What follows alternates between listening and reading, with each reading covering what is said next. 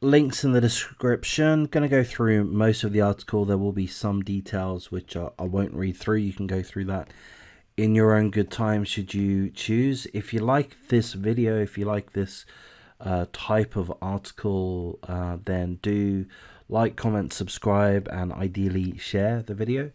It's kind of controversial, I guess. Trigger warning, it does involve pedophilia, sexual assault, and the reason why we're going through this article, really, why is this news, is because of the very low sentencing. So it's a convicted paedophile who was a police officer, and he's been convicted of sexually abusing a young girl, and he hasn't been jailed. So that's why we're looking through this article. There are reasons why he hasn't been jailed. Maybe you'll sympathize with those reasons. Maybe you won't. To be honest with you, I'm surprised by the fact that I am in a bit of a mixed mind. I don't really know which way to fall on this one, which I'm a bit surprised by. But let's have a look through the article. Paedophile police officer, 62 years of age, who sexually abused a young girl while he volunteered at a children's home in the 1970s, avoids jail after 2 failed suicide attempts left him in a wheelchair. A disgraced police officer who sexually abused a young girl while he volunteered at a children's home is spared jail after 2 failed suicide attempts left him in a wheelchair. Timothy Lively, 62 years of age, from Bidford-on-Avon, Warwickshire, United Kingdom, was shown mercy from a judge at Warwick Crown Court on Monday after they heard he is now in a wheelchair as a result of driving his car into a tree. The former sergeant and detective constable, so a senior police officer, was convicted of 2 charges of indecent assault and 1 of gross indecency back in May 2019. Lively committed the offences in the 1970s when he was a Warwickshire police cadet and volunteering at a children's home. There is the paedophile concerned, Timothy Lively, 62 years of age, in a wheelchair. The police officer appeared at Warwick Crown Court in a wheelchair on Monday and was handed a 20-month prison sentence, suspended for 18 months.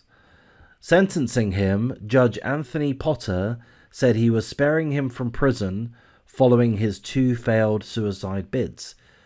The judge said, following his conviction, Mr. Lively made first an attempt to take an overdose, and then a couple of days later made a bid to end his life by driving his car at speed into a tree. That has left him confined to a wheelchair and has profoundly affected his short-term memory. And he is also assessed as suffering from PTSD, post-traumatic stress disorder. Pardon my French. So, he attempted suicide twice, and seemingly, according to the defendant, according to the judge, effectively, pardon my French, he fucked himself up. He's in a wheelchair. He's got PTSD, and seemingly he has some cognitive deficiencies with his short-term memory. So, we presume that's true, at least to a degree, that he has fucked himself up. The article finishes by saying that the lawyer defending Timothy Lively said he is in a wheelchair and will be for life, and has a brain injury which he will have for life. He has to a large extent suffered very significant punishment already. So look, that's as much as the article that I choose to go through. There are some further details, not a great deal more.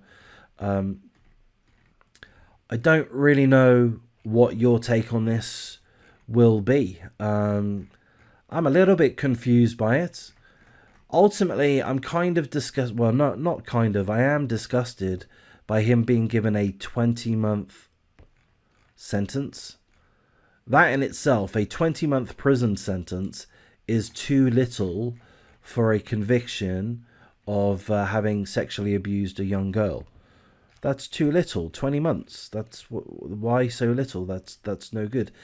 So that's one thing. And then to further suspend it for 18 months, effectively allow him not to go to jail.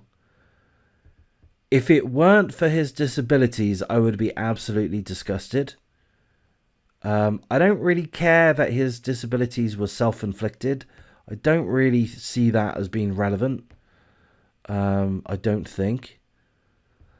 But if the brain injuries are severe, maybe they are, maybe they're not. Obviously, the prosecution are going to argue that the brain injuries are severe in order to lead the judge to be lenient in sentencing. So that they could be talking out of their arse again, pardon my French. I don't know, man. I don't know. Like, normally I would say lock him up or indeed, corporate capital punishment, have a way with him, get rid of him. But I don't know. I don't know. Like, what I'm thinking, and I'm not sure if I'm happy with what I'm thinking, but is it worthwhile sticking him in jail for what? I don't know. I mean, that's kind of what I'm thinking. Maybe I feel like I'm missing. I don't know. I'm not getting this one quite right, I think.